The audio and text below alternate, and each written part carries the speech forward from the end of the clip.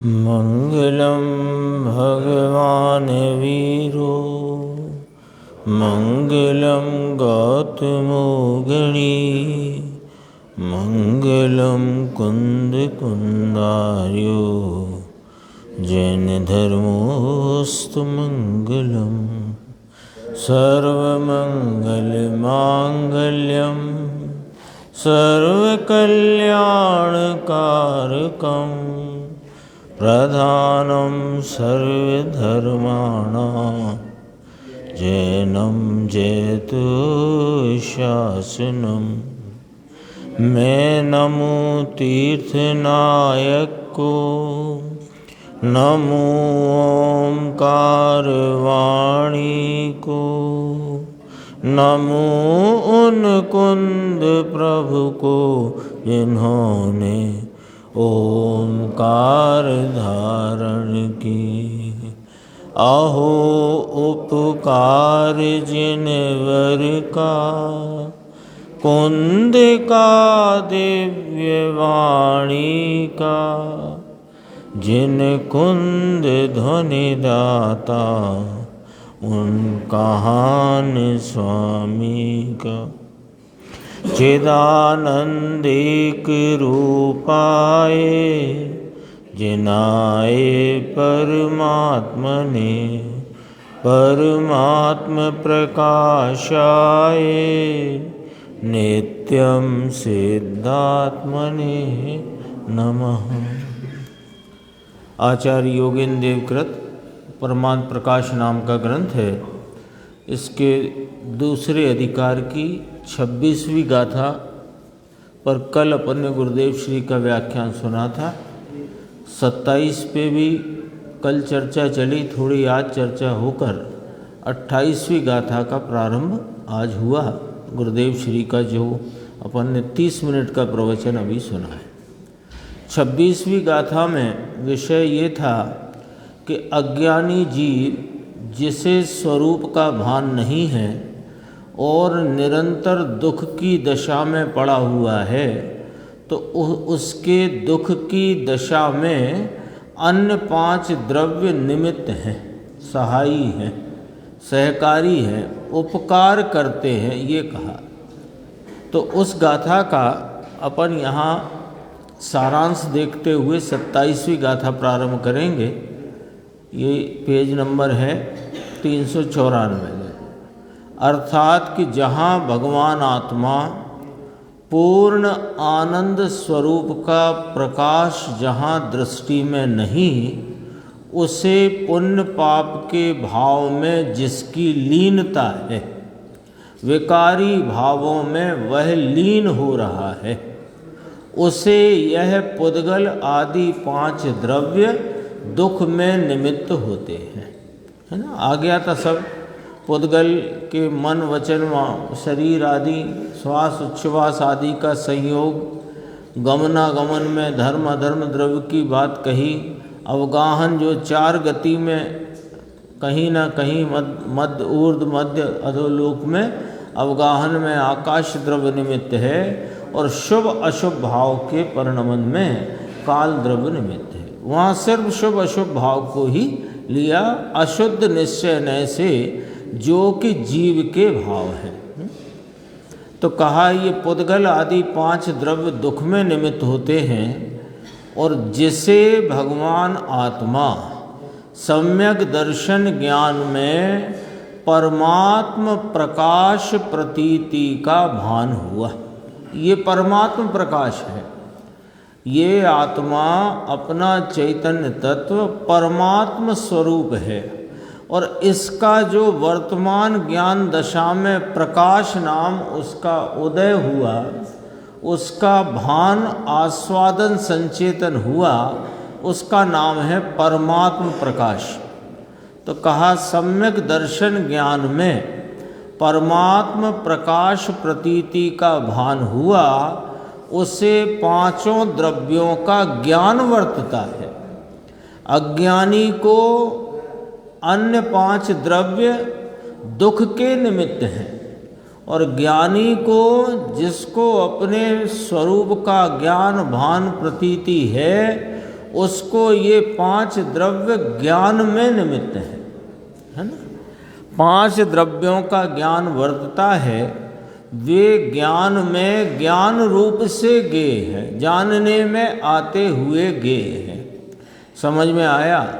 अज्ञानी उसकी सहायता पाकर जीव 4 गतियों के दुखों को सहन करता है ना, सहन ही करता है ना। कोई के अच्छा तो है सहन करता है, तो अरे सहन करता है का अर्थ है कि सहता ही रहता है, सहन कर लेता है, ये कोई तारीफ की बात नहीं है, सहता ही रहता है।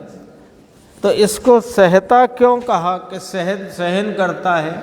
अरे खुद आनंद स्वरूप है और अपने आनंद भाव को तो भोगता नहीं है और दुखों को भोगता है, तो सहन करना ही हुआ ना। सहन क्यों?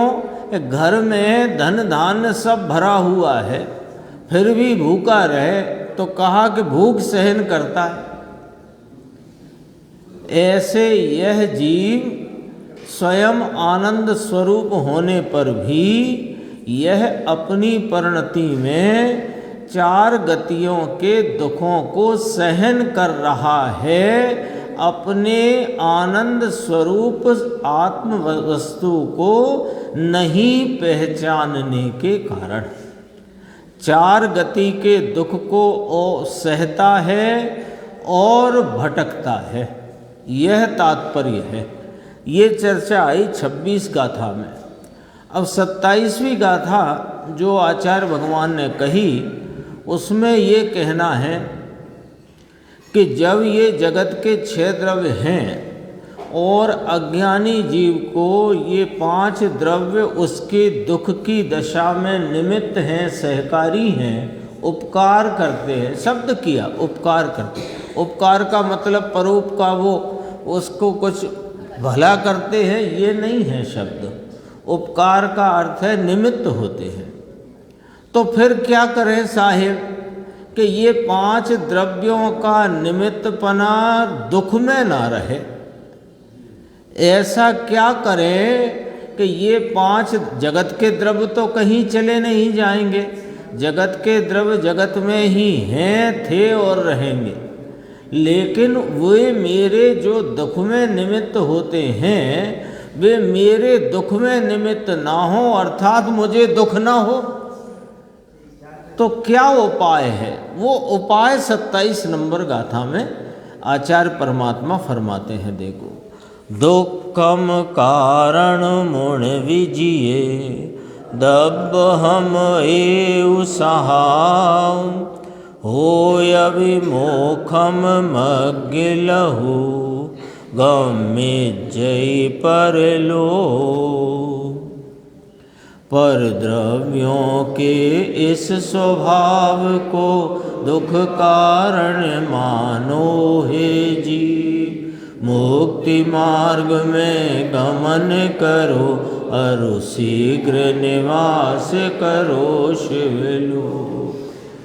ये उपाय है कि ये जो पर द्रव्य हैं वे दुख के कारण रूप हैं, दुख के निमित्त हैं, तो तुम उनके इस स्वभाव को जान लो और अपने स्वभाव को जान लो और अपने स्वभाव को जानकर मुक्ति मार्ग में प्रवर्तन करो और शीघ्र शिवपुर को, शिवलोक को प्राप्त करो।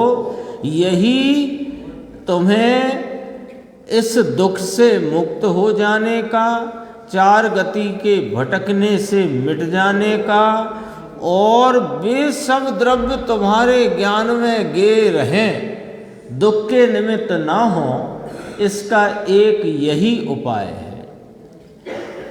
देखो ऊपर उत्थानिका में कहा पर द्रव्यों का संबंध, भाषा जरा ध्यान से देखना और देखना ही चाहिए। जब भी अपन स्वाध्याय करें तो एक एक शब्द आचार्य परमात्मा का कीमती होता है, कोई शब्द अप्रयोजन से नहीं होता है। देखो, पर द्रव्यों का संबंध निश्चय नय से दुख का कारण है, ऐसा जानकर हे जीव। अब देखो इसको समझो, इसकी उत्थानिका को।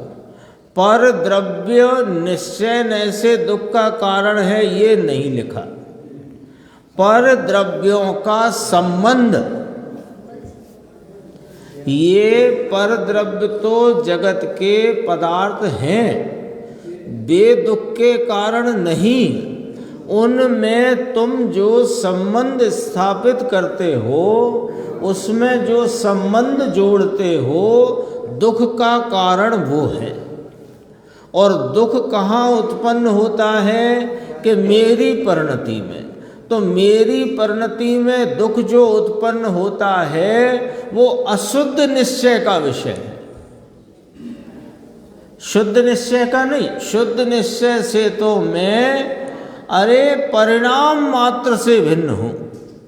शुद्ध नय का विषय भूत यह मैं चैतन्य त्रिकाली परिणाम की हलचल से रहित एक रूप स्वरूप आत्मा हूँ।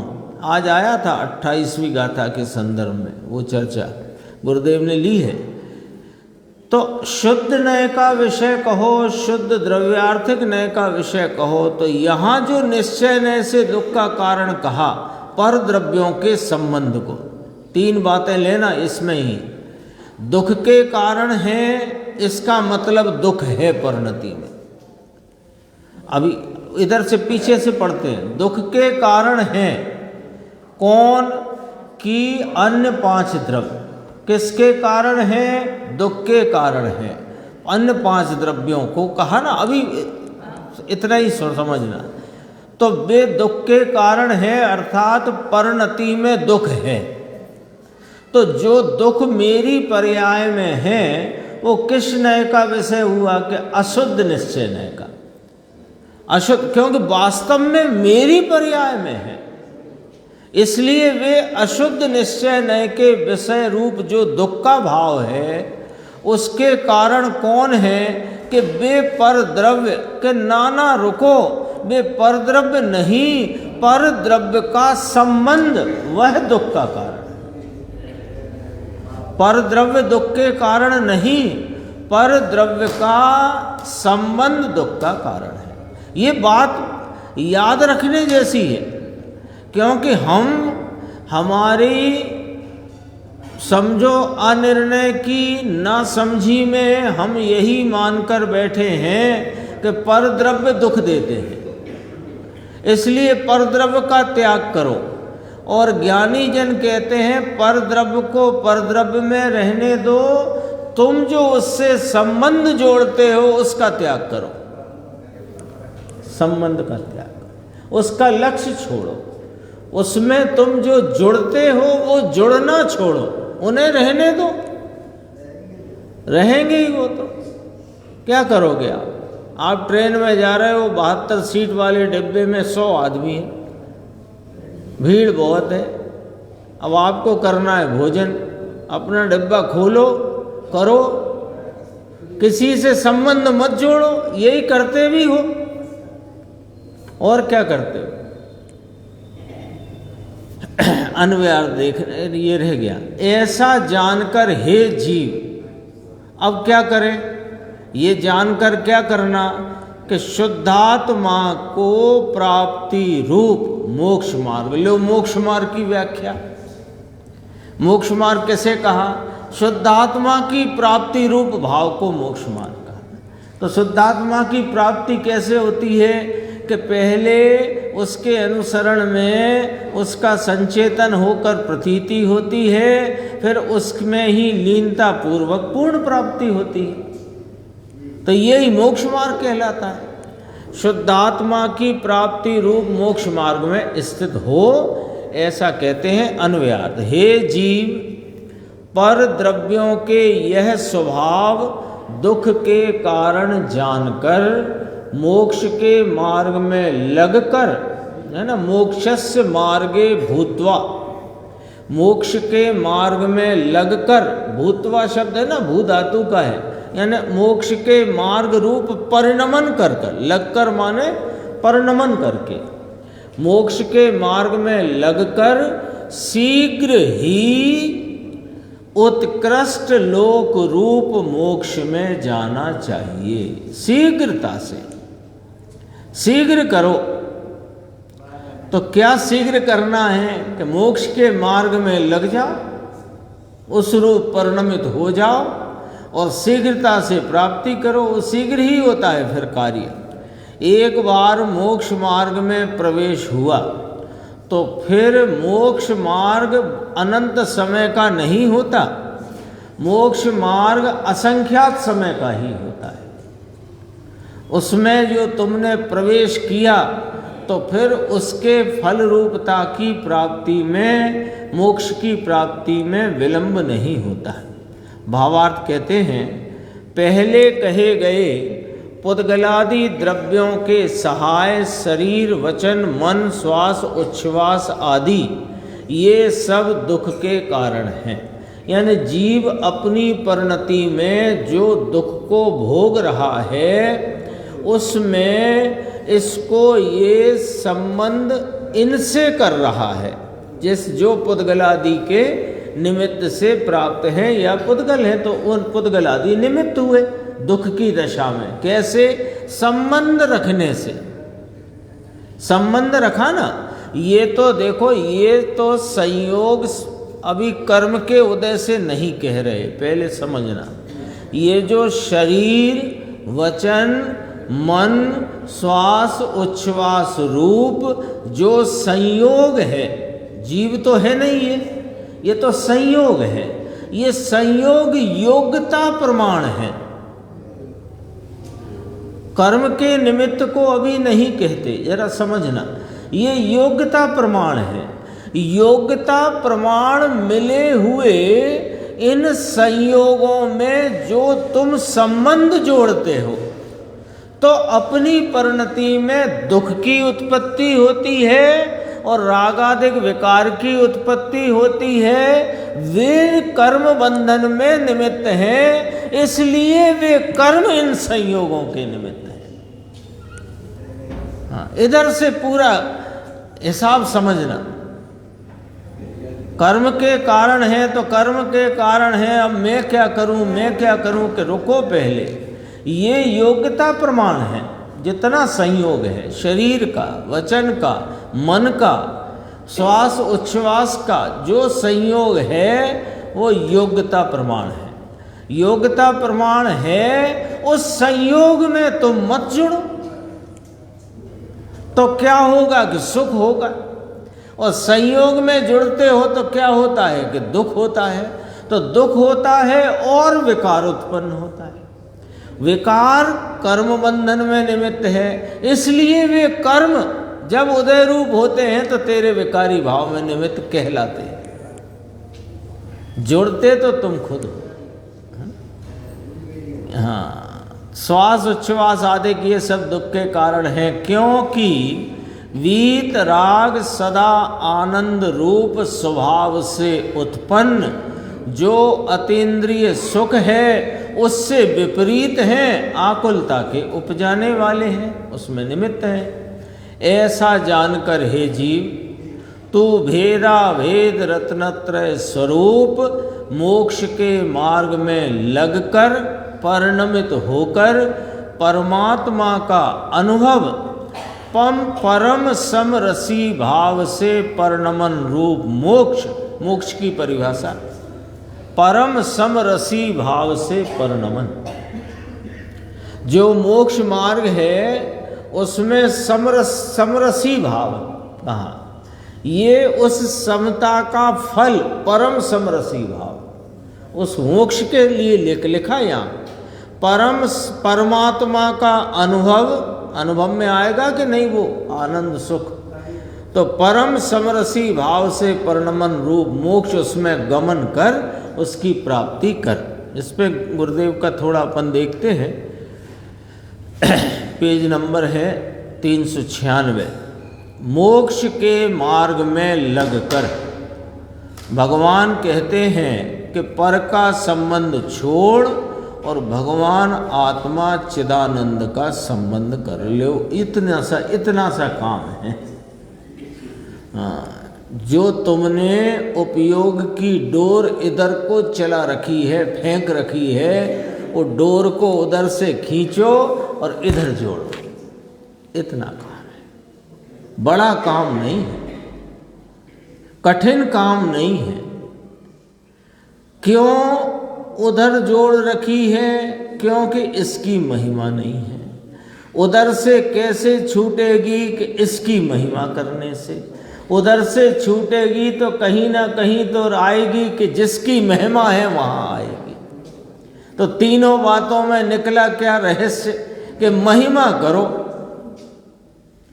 उसमें उपदेश की भाषा ये कहेंगे कि पर का संबंध छोड़ और भगवान आत्मा चिदानंद का संबंध करो। इसका नाम मोक्ष का मार्ग है। लो, और कोई मोक्ष का मार्ग होता नहीं।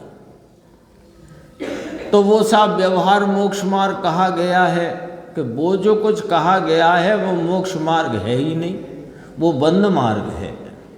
और मोक्ष मार्गी के होता है, इसलिए मोक्ष मार्ग कह दिया जाता है। तो मोक्ष मार्गी कौन होता है? कि जिसने पर का संबंध छोड़ दिया है और भगवान आत्मा चिदानंद से संबंध जोड़ लिया है।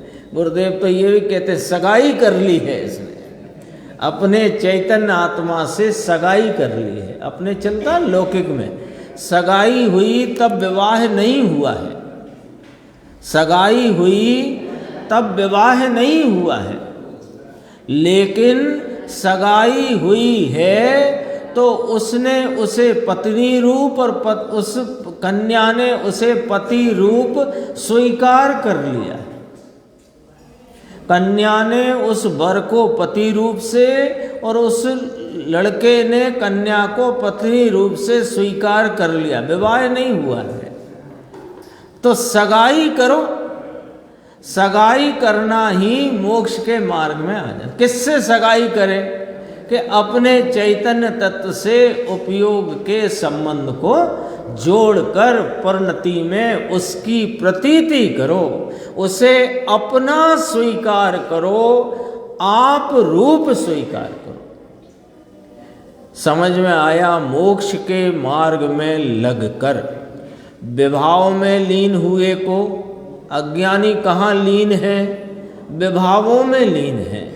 तो विभाव में लीन हुए को चार गति के दुख के कारण मिलते हैं। तो अब संबंध करो भगवान आत्मा का।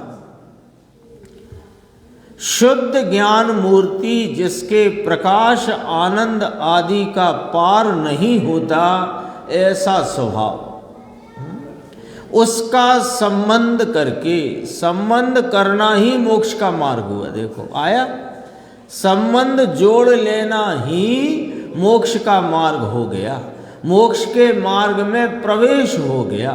अब उसमें प्रवृत्ति करते होते वह मोक्ष नामक फल यानी आत्मा के परिपूर्ण गुणों का परिपूर्ण लाभ पर्याय में प्रकट हो जाता है। यहाँ पर का संबंध करना वही बंध का मार्ग है और भगवान आत्मा का संबंध करना यही मोक्ष का मार्ग है। लो, दो आदि आदि छोटी छोटी एक लाइन में पूरी बात है।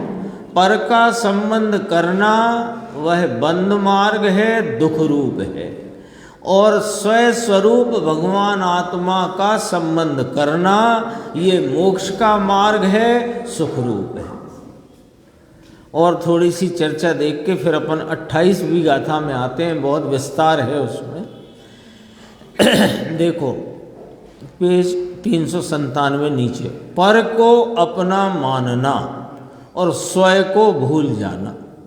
भूल क्या है? इतनी सी भूल है। अनादि से कहाँ भूला पड़ा है?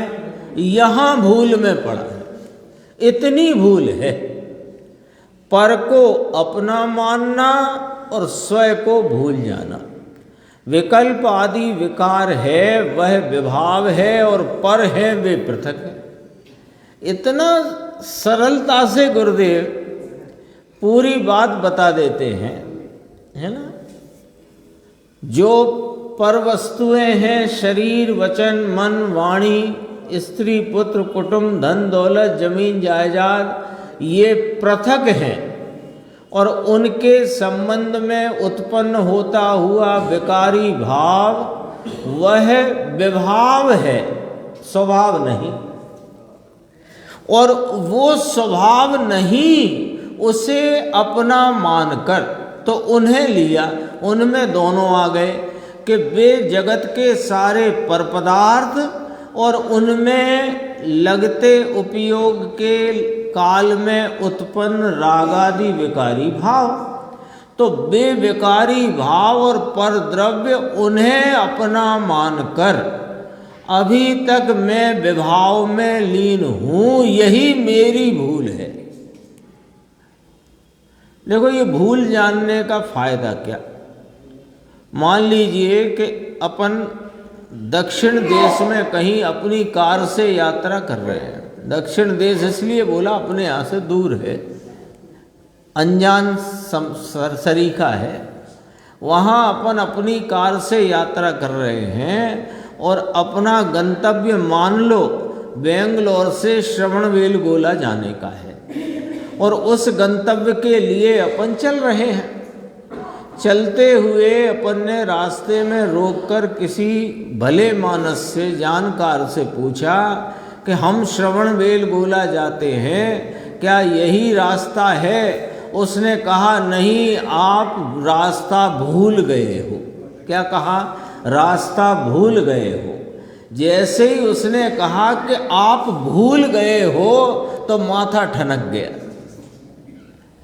तो फिर क्या करना कि भूल गए हैं तो वहाँ जाप करना बैठ के कि लो भूल गए हैं, भूल गए हैं, भूल गए हैं। क्या करते हैं तो उससे तुरंत ही सही रास्ता पूछते हैं और सही रास्ता पता होने पर जो भूल वाला रास्ता था उस पर फिर कितना चलते हैं, कितना और चलें। अब आ तो गए ही हैं, थोड़ा और चल लो, भले भूल गए हैं। फिर क्या करते हैं कि तुरंत रिवर्स गियर लगता है और जो सच्चा या सही रास्ता बताया था उस रास्ते पर गमन प्रारंभ हो जाता है। आचार्य परमात्मा, मुनिराज, ज्ञानी धर्मात्मा हमें हमारी भूल बताते हैं। हम भूल सुनकर के भी निश्चिंत बैठे, निश्चिंत बैठे, कोई चिंता ही नहीं।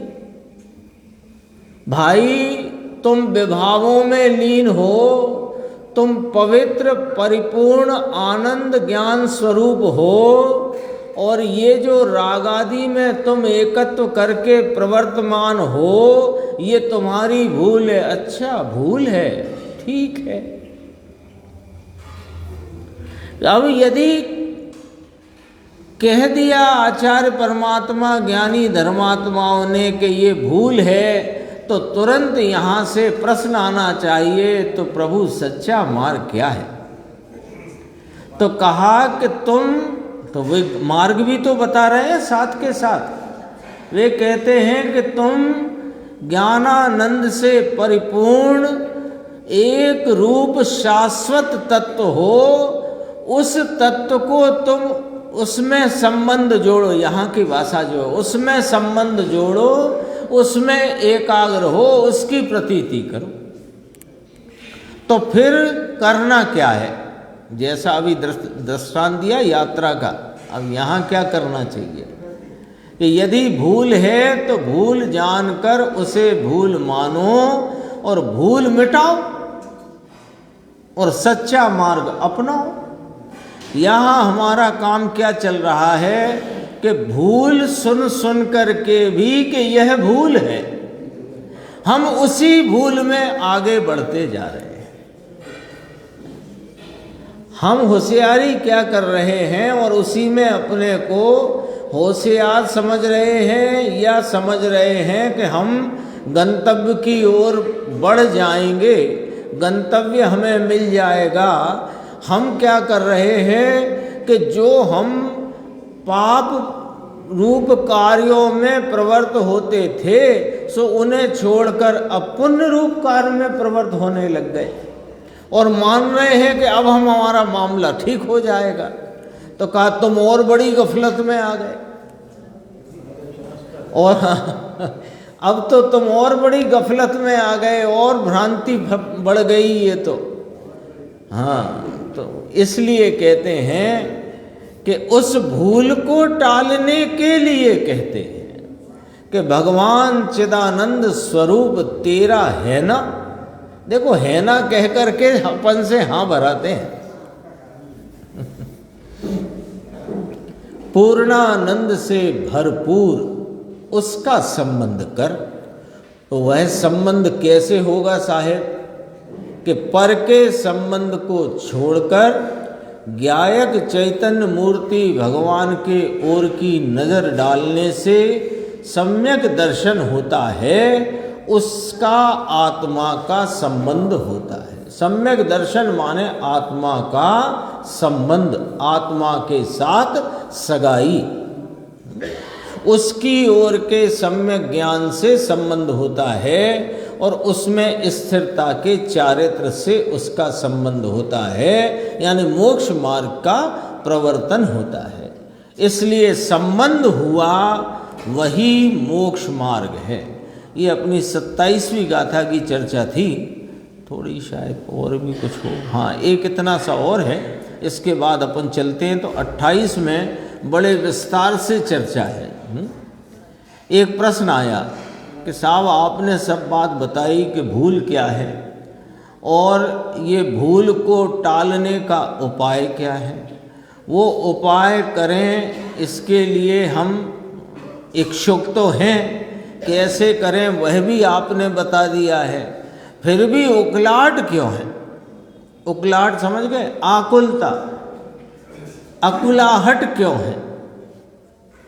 यानी वो जो शांति और आनी चाहिए वो आती नहीं, और चित्त में अशांति है, अकुलाहट है, उसी को उकलाहट कहा। अकुलाहट है, व्याकुलता है। तो गुरुदेव श्री ने कहा है ही कहाँ अकुलाहट। अब देखो ये प्रश्नवाचक है।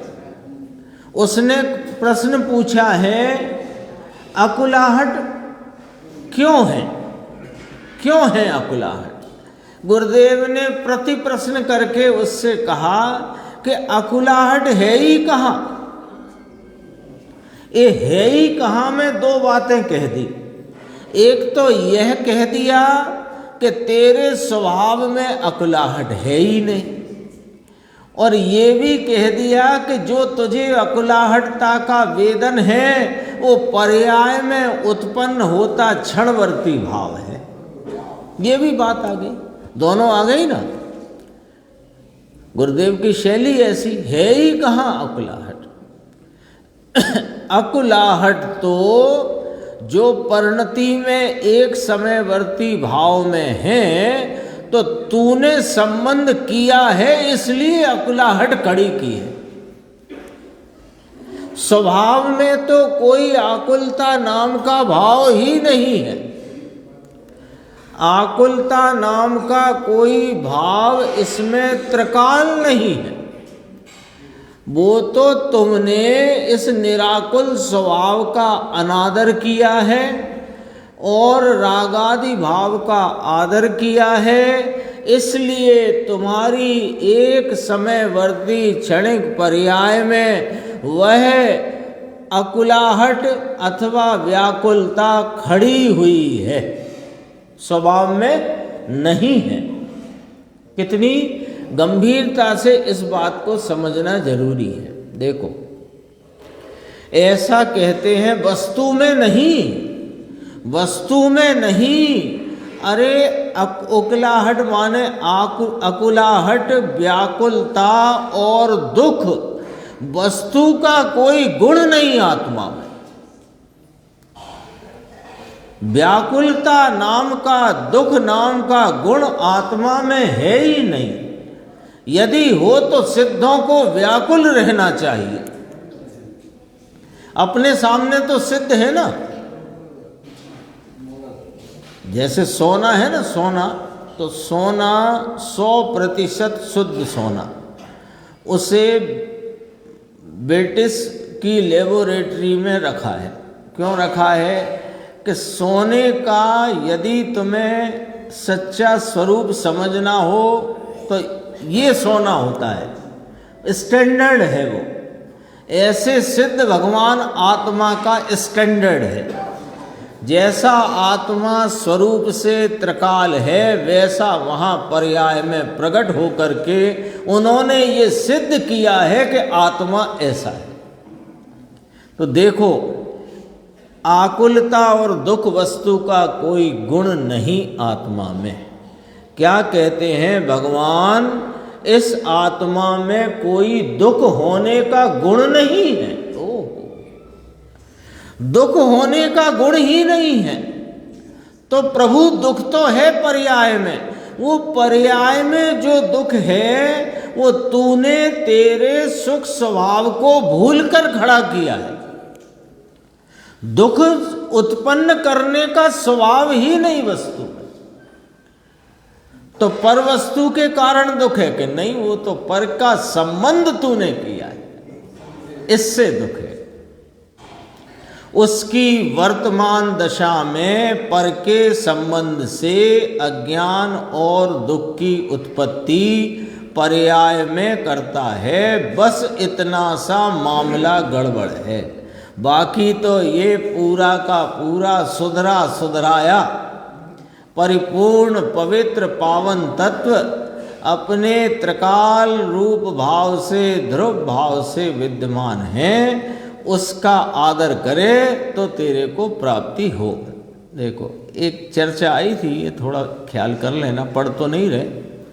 ये कहा कि निगोद जो है उसके दुख की बात कही कि नारकी का दुख तो संयोग से मापा जा सकता है, लेकिन निगोद का दुख तो संयोग से भी नहीं मापा जा सकता। इतना अनंत अनंत दुख है वहाँ पर। ये थोड़ी बात यहाँ गुरुदेव ने अपने सामने रखी थी।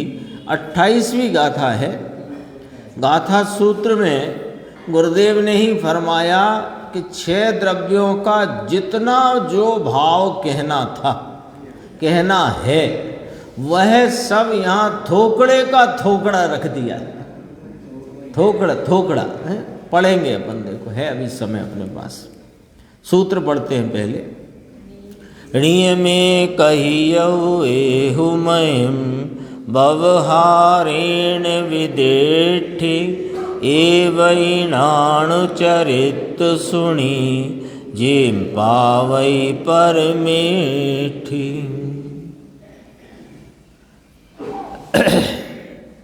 सम्यक दर्शन का स्वरूप व्यवहार अपेक्षा कहा गया। ज्ञान और चारित्र सुनो अब जिससे परमेष्टि पद हो। यहाँ आचार्य परमात्मा कहते हैं कि सम्यक दर्शन की बात या सम्यक दर्शन का जो विषय है, निश्चय सम्यक दर्शन का विषय भी बताया, व्यवहार सम्यक दर्शन का भी विषय बताया। अब ऐसे श्रद्धान रूप सम्यक दर्शन को कहने के बाद हम सम्यक ज्ञान और सम्यक चारित्र का स्वरूप कहेंगे। सो हे प्रभाकर भट्ट तू सुनो। देखो, व्यवहार नय से मैंने यह जीवादि द्रव्यों के श्रद्धान रूप को सम्यक दर्शन कहा है। अब सम्यक ज्ञान और सम्यक चारित्र को हे प्रभाकर भट्ट तुम सुनो, ऐसा मन में रखकर ये दोहा सूत्र कहते हैं। यद्यपि सम्यक ज्ञान की व्याख्या 29वीं गाथा में करेंगे, सम्यक चारित्र की व्याख्या 30वीं गाथा में करेंगे, पर यहाँ करेंगे ये कहा 28 नंबर गाथा में। तो यहाँ जो भावार्थकार आचार्य हैं उन्होंने बहुत विस्तार से यहाँ पर सभी द्रव्यों का जितना जो कुछ कहना था सब यहाँ पर कह दिया। देखो, अन्वयार्थ पढ़ते हैं। हे प्रभाकर भट्ट, मैंने व्यवहार नय से तुझको ये सम्यक दर्शन का स्वरूप अच्छी तरह कहा। यानी व्यवहार सम्यक्त का विषय जो 6 द्रव्य हैं वे भिन्न भिन्न हैं, वे अपनी अपनी मर्यादा में रहकर अपने अपने भाव से स्वतः स्वयं सामर्थ्य से परिणमते हैं। ऐसी ही उनकी सत्ता का स्वरूप है, ऐसा जानना ये व्यवहार सम्यक दर्शन है ना, ये उसके विषय हुए। अब कहते हैं अब तू ज्ञानम चारित्रम शृणु, ज्ञान और चारित्र को सुनो, जिसके धारण करने से सिद्ध परमेष्टि के पद को प्राप्त करेगा। भावार्थ है, देखो थोड़ा जल्दी पढ़ेंगे क्योंकि समझाने का कुछ नहीं है, सुन लेना है इसको, लेकिन सुनना भी जरूरी है क्योंकि आचार्य भगवान ने एक ही स्थान पर 6 द्रव्यों का सारा सिस्टम यहाँ पर समझाया है। देखो, व्यवहार सम्यक्त के कारणभूत 6 द्रव्यों का सांगोपांग व्याख्यान करते हैं परिणाम इत्यादि गाथा से। इसका अर्थ यह है कि, है ना, पहले परिणाम की बात कहेंगे कि इन 6 द्रव्यों में विभाव परिणाम के परिणमने वाले जीव और पुद्गल 2 ही हैं। अन्य 4 द्रव्य अपने स्वभाव रूप तो परिणमते हैं, विभाव रूप नहीं परिणमते हैं, लेकिन जीव पुद्गल की तरह वे 4 द्रव्य धर्मास्ति अधर्मास्ति आकाश और काल, वे जीव पुद्गल की तरह विभाव व्यंजन पर्याय के अभाव से उनको विभाव परिणमन नहीं है।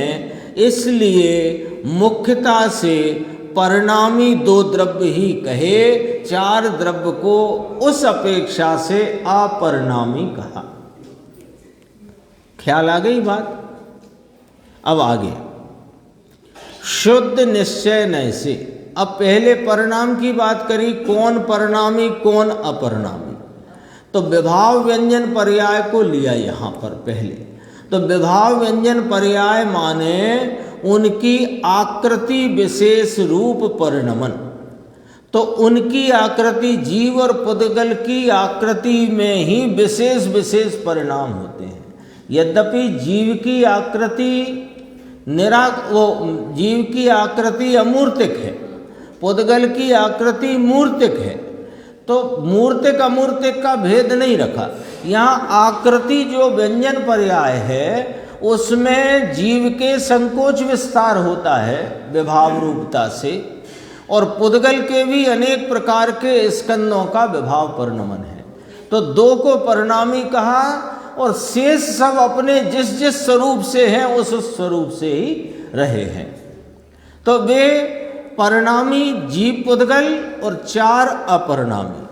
अब जीव कैसे जीता है ये सुनो कि शुद्ध निश्चय नय से, शुद्ध ज्ञान दर्शन स्वभाव जो शुद्ध चैतन्य प्राण उनसे जीता है, जिएगा और पूर्व में जिया है, यानी जी आया।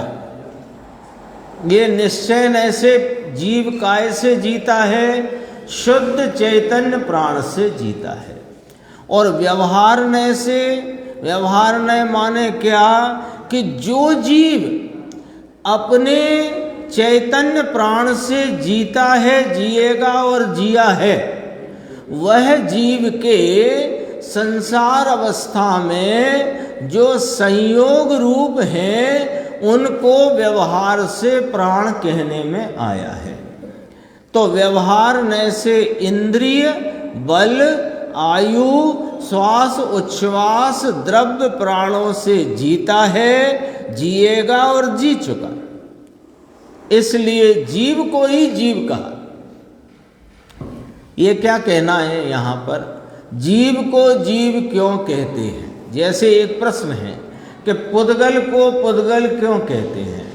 कि वह मिलता बिछड़ता है, भेद संगात स्वरूप वाला है और इसलिए उसका नाम पुद्गल है।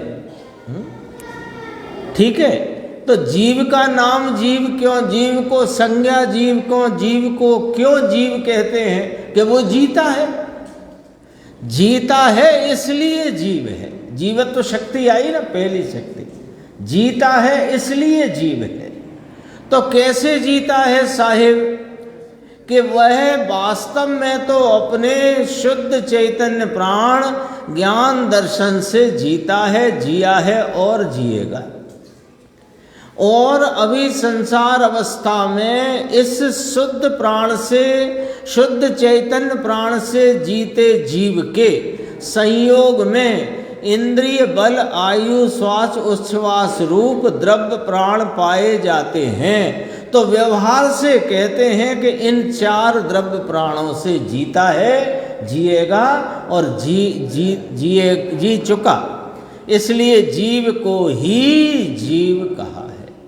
आगे अन्य पुद्गलादि 5 द्रव्य अजीव हैं। अब सीधी बात करी, पहले में क्या करी थी? परिणामी, 2 परिणामी, 4 अपरिणामी। फिर जीव को जीव कहा तो अन्य को क्या कहना? कि अजीव, क्योंकि अन्य जीते नहीं है, एक जीव ही जीता है। तो जीव की व्याख्या करी तो 5 द्रव्य पुद्गलादि 5 द्रव्य अजीव हैं। स्पर्श रस गंध वर्ण वाली मूर्ति सहित मूर्तिक उनमें एक पुद्गल द्रव्य है, अन्य 5 अमूर्तिक हैं। यानी 4 अजीब अमूर्तिक और 1 जीव अमूर्तिक। ठीक है, ये सब जो आ चुकी चर्चा उसी का थोकड़ा है ये टोटल।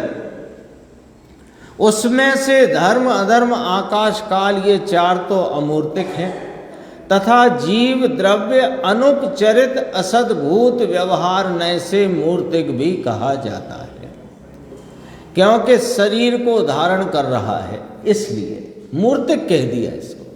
जीव को मूर्तिक कहने का व्यवहार है। यदि ये व्यवहार ना हो तो फिर ये जो चलती हुई चींटी, उड़ता हुआ मच्छर और अनेक जो निगोदिया जीव आदि हैं और भी छोटे जीव, बड़े जीव, उनको फिर जीव कौन कहेगा? हैं? हाँ, कोई जीव नहीं मानेगा। निगोदिया को तो वैसे ही जिन शासन में कहा गया, जिसने जानता है जिन शासन की आज्ञा को, वो तो मानता है, नहीं तो निगोद के जीव को कौन जीव मानता है? जगदीश चंद्र बसु ने कह दिया वनस्पति भी जीव है, तो वे समझ लिए कि इनने जीव खोज लिया। अरे खोज क्या लिया? यहाँ तो जो है वो सब सर्वज्ञ, अनादि से है ये द्रव्य और अनादि से ही इसके जानने वाले सर्वज्ञ हैं। ऐसा भी नहीं कि पहले द्रव्य थे फिर जानने वाला हुआ है, ऐसा भी नहीं। देखो अभी ये क्या कहा? जीव द्रव्य अनुपचरित असद्भूत व्यवहार नय से मूर्तिक भी कहा जाता है। अनुपचरित इसलिए कहा गया है यहाँ पर कि एक क्षेत्र अवगाह लिया शरीर और आत्मा का, तो अनुपचरित कहा। और असद्भुत इसलिए कहा कि जीव की और शरीर आदि पुद्गल की सत्ता न्यारी न्यारी है। तो अनुपचरित असद, ये जब भी पढ़ो तो ये ध्यान रखना, क्यों करके यहाँ असद्भुत कहा, क्यों करके अनुपचरित का, उससे ख्याल आ जाता है। अनुपचरित असद्भुत व्यवहार नय से मूर्तिक भी कहा जाता है, क्योंकि शरीर को धारण कर रहा है, तो भी शुद्ध निश्चय नय से अमूर्तिक ही है। लोक प्रमाण संख्यात प्रदेशी जीव द्रव्य को आदि लेकर, मतलब वहाँ से प्रारंभ करें तो 5 द्रव्य पंचास्तिकाय हैं। वे सप्रदेशी नाम बहुप्रदेशी हैं और काल द्रव्य को बहुप्रदेश स्वभाव कायपना नहीं होने से काल द्रव्य अप्रदेशी है। देखो थोकड़े की बात है, सुनते जाओ, मालूम सबको सब है, पर यहाँ जिस हिसाब से यहाँ पर बात प्रस्तुत की है वो समझना। अब देखो, अब आगे बात आई, धर्म अधर्म आकाश ये 3 द्रव्य एक एक हैं और जीव पुद्गल व काल ये तीनों अनेक हैं। ठीक है, जीव तो अनंत हैं, पुद्गल अनंता अनंत हैं, काल असंख्यात हैं और वे एक एक हैं। अब सब द्रव्यों को अवकाश देने में समर्थ एक आकाश ही है। इसका कारण कि वो सर्वव्यापी द्रव्य है, इसलिए आकाश को क्षेत्र कहा जाता है। बाकी 5 द्रव्य अक्षेत्री हैं। लो कैसी कैसी व्याख्या है, समझना चाहिए। जीव पुद्गल दो ही परिणामी है, चार को अपरिणामी कह दिया। किस अपेक्षा? विभाव व्यंजन पर्याय की अपेक्षा। अब यहाँ पर आकाश सर्वव्यापी है इसलिए उसे क्षेत्र कहा, और आकाश में अन्य द्रव्य व्याप रहे हैं तो उन्हें अक्षेत्री कहा। एक क्षेत्र से दूसरे क्षेत्र में गमन करना वो चलन हलनवती क्रिया कही गई है। ये क्रिया जीव पुद्गल दोनों को ही होती है। धर्म धर्म आकाश काल ये चार द्रव्य निष्क्रिय हैं। निष्क्रिय माने हलन चलन वाले नहीं हैं। जीवों में भी और विशेषता, जीवों में भी सिर्फ संसारी जीव हलन चलन वाले हैं इसलिए क्रियावंत हैं, और सिद्ध परमेष्ठी निष्क्रिय है, हलन चलन वाले नहीं हैं। उनके कंपन योग आदि भी नहीं है, उनके हलन चलन क्रिया नहीं है।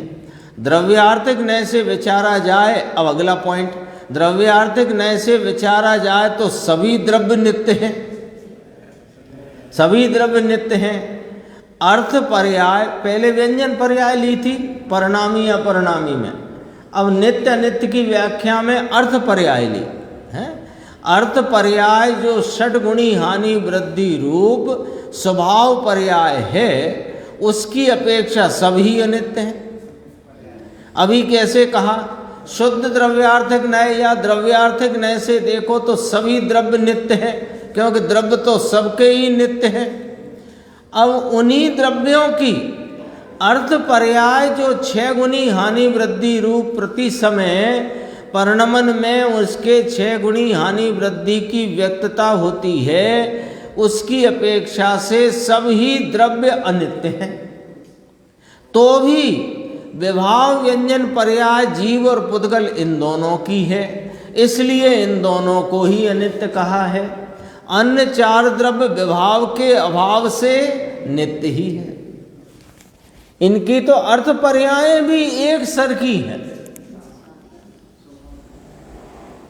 इस कारण यह निश्चय से जानना कि ल्यो चार नित्य हैं दो अनित्य हैं। एक अपेक्षा सभी नित्य, एक अपेक्षा सभी अनित्य, द्रव्य अपेक्षा सभी नित्य, पर्याय अपेक्षा सभी अनित्य। अब कहते हैं कि विभाव पर्याय की अपेक्षा से दो अनित्य और विभाव पर्याय जिनमें नहीं इसलिए वे सभी नित्य, और जो विभाव पर्याय वाले अनित्य। अन्य चार द्रव्य विभाव के अभाव से नित्य ही है। इस कारण यह निश्चय से जानना, यानी ये असलियत भी जानना कि चार नित्य हैं दो अनित्य हैं, तथा द्रव्य कर सभी नित्य हैं, कोई भी द्रव्य विनश्वर नहीं है। जीव को पांचों ही द्रव्य कारण रूप है। अब अगला पॉइंट आ गया, नित्य अनित्यता हो गई। अब अगला पॉइंट, यानी जितना छह द्रव्यों के संबंध में जो कुछ कहा जाना है वो सब एक साथ यहाँ पर कहा गया है। घर में भी पढ़ सकते हैं, और जो परमार्थ प्रकाश ग्रंथ है उसमें पॉइंट डाल के भी लिखा हुआ है, तो वैसा भी देख सकते हैं वहाँ पे। देखो अभी अब क्या कहते हैं, कहाँ था? जीव को पांचों ही द्रव्य कारण रूप हैं। जीव की बात आई थी ना पूर्व की गाथा में। संसारी जीव को, अज्ञानी जीव को दुख की जो दशा है उसमें पांच द्रव्य निमित्त रूप हैं, ये आ गई थी बात। और जो ज्ञानी जीव हैं और सर्वज्ञ जीव हैं उनको वे द्रव्य ज्ञान में गए रूप निमित्त हैं, तो वे कारण कहे गए, निमित्त है ना इस अपेक्षा। अब देखो, यद्यपि जीव कहाँ था? जीव को पांचों ही द्रव्य कारण रूप हैं। पुद्गल तो शरीर आदि का कारण है, धर्म अधर्म द्रव्य गति स्थिति के कारण है, आकाश द्रव्य अवकाश देने का कारण है, काल वर्तना का सहायी नाम निमित्त है। ये पांचों द्रव्य जीव को कारण है और जीव उनको कारण नहीं है। लो, जीव उनको कारण नहीं होता, जीव उनको निमित्त नहीं होता, जीव तो उनको जानता है। वे जीव के ज्ञान में ज्ञेय रूप निमित्त होते हैं, और जीव विभावों में लीन होता है तो दुख के निमित्त होते हैं, लेकिन जीव किसी को निमित्त नहीं होता। समझने की बात है, जीव किसी को निमित्त नहीं है, क्योंकि जीव तो जानता है। तो जीव को पांचों ही द्रव्य कारण रूप है, ये सब हो गया था। ये पांचों द्रव्य जीव को कारण हैं और जीव उनको कारण नहीं है। यद्यपि जीव द्रव्य अन्य जीवों को, ये भी बात खुलासा कर दी, यद्यपि जीव द्रव्य अन्य जीवों को गुरु शिष्यादि रूप परस्पर उपकार करता है, नाम निमित्त होता है। शिष्य जो अपनी आत्मा का स्वरूप नहीं जानता, वो गुरु के निमित्त से अपने आत्मा के स्वरूप को जानता है। जानना ही लेना है, जीव की संबंध में जानना ही लेना है। तो क्योंकि जानने वाला है, अब जो नहीं जानता वो गुरु के निमित्त से जानता है। बात आई ख्याल में? तो भी वो यद्यपि गुरु शिष्यादि में भले निमित्त नैमित्तिक संबंध दो जीवों में कहो तो कहो, लेकिन पुद्गलादि पांच द्रव्यों को तो कभी निमित्त नहीं होता जीव द्रव्य। और ये पांचों कारण हैं और ये पांचों जीव को निमित्त हैं, ऐसा जो ऊपर भी कहा जा चुका। अब देखो थोड़ी गंभीर बात है, इसको कल पढ़ेंगे, इसकी विस्तार गुरुदेव ने बहुत अच्छा लिया है। अभी पढ़ते हैं अपन, फिर कल गुरुदेव का विस्तार देखेंगे। शुद्ध पारिणामिक परम भाव ग्राहक शुद्ध द्रव्यार्थिक नय से। शुद्ध द्रव्यार्थिक नय जो परम भाव को ग्रहण करने वाला, कौन सा परम भाव के? शुद्ध पारिणामिक। शुद्ध पारिणामिक परम भाव को ग्रहण करने वाले शुद्ध द्रव्यार्थिक नय से देखो तो यह जीव यद्यपि बंध मोक्ष पुण्य पाप का करता नहीं है। 320 गाथा आ गया ना उसमें, 320 गाथा समय सार जी परमागम की, कि ये जीव बंध का करता नहीं, मोक्ष का नहीं, पुण्य पाप का करता नहीं है। तो भी अशुद्ध निश्चय नय से शुभ अशुभ उपयोग से परिणत हुआ पुण्य पाप के बंध का करता होता है। अशुद्ध निश्चय नय से शुभ अशुभ उपयोग से परिणमता हुआ शुभ अशुभ राग आदि का करता है, और उसके निमित्त से बंध है तो उसमें व्यवहार से करता होता है, और उनके फल का भोगता होता है व्यवहार नय से। तथा विशुद्ध ज्ञान दर्शन रूप निज शुद्धात्म द्रव्य का श्रद्धान ज्ञान आचरण रूप शुद्ध उपयोग से परिणत हुआ मोक्ष का भी करता होता है। ऊपर लिया था ना, बंध मोक्ष पुण्य पाप का करता नहीं। तो अभी मोक्ष को उधर से अपन हटाओ तो बंध पुण्य पाप का करता नहीं ये कहा था, और भोगता नहीं ये कहा। तो कहा कि अशुद्ध निश्चय नय से व्यवहार से बंध पुण्य पाप का करता है, भोगता है। अब इधर ये लेना कि शुद्धात्म द्रव्य के श्रद्धान ज्ञान आचरण रूप शुद्ध उपयोग से परिणत हुआ मोक्ष का भी करता होता है, और अनंत सुख का भोगता होता है। इसलिए जीव को कर्ता भी कहा जाता है और भोक्ता भी कहा जाता है, अकर्ता भी कहा जाता है, अभोक्ता भी कहा जाता है। शुभ अशुभ शुद्ध परिणमन ही सब जगह कर्तापना है। 3 प्रकार के ही परिणमन है, उनका कर्तापना है। पुद्गलादि 5 द्रव्यों को अपने अपने परिणाम रूप जो परिणमन है वह उनका कर्तापना है। पुण्य पाप आदि का कर्तापना जीव को नहीं है। सर्वगतपना लोकालोक व्यापकता की अपेक्षा आकाश में ही में है। सर्वगतपना एक सर्वव्यापी द्रव्य है, आकाश को ही है। धर्म द्रव्य अधर्म द्रव्य ये लोकाकाश व्यापी है, अलोक में नहीं है।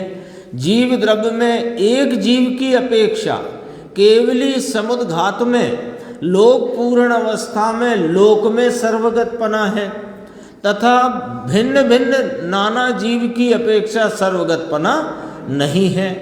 पुद्गल द्रव्य लोक प्रमाण महास्कंद की अपेक्षा सर्वगत है, अन्य पुद्गल की अपेक्षा सर्वगत नहीं है, असर्वगत है। काल द्रव्य एक कालाणु की अपेक्षा एक प्रदेशगत है, सर्वगत नहीं है। और नाना कालाणु की अपेक्षा पूरे लोकाकाश में होने से वह सब प्रदेशों में कालाणु है, तो कालाणुओं को इस अपेक्षा सर्वगत कह सकते हैं। इस नए विवक्षा से सर्वगत पने का व्याख्यान किया। और मुख्य वृत्ति से विचारा जाए तो सर्वगत पना आकाश में ही है और ज्ञान की अपेक्षा जीव में भी है, क्योंकि जीव का केवल ज्ञान लोकालोक व्यापक है। क्या सब का थोकड़ा है, बिल्कुल पूरा होलसेल काम है यहाँ, इसलिए सर्वगत कहा।